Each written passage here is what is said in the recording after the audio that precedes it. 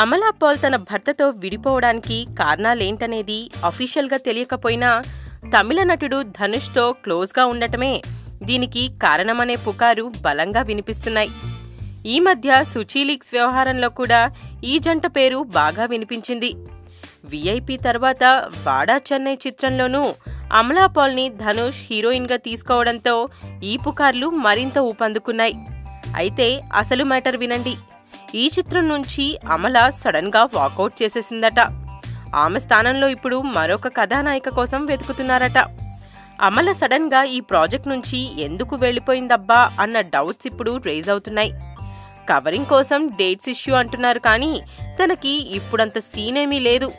Dates ఖాళీ లేనంత ప్రాజెక్టులు ఆమె చేతిలో ఏమీ లేవు.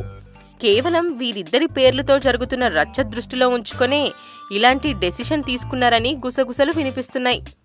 సుచీలీక్స్ వ్యవహారం తర్వాత ధనుష్ కార్యకలాపాలపై రజనీకాంత్ ప్రత్యేక దృష్టి పెట్టారని, అతని ప్రాణ స్నేహితుడు అనిరుద్ధ్తో కూడా ధనుష్ దూరంగా ఉంటున్నాడని చాలా గాసిప్స్ వస్తున్నాయి.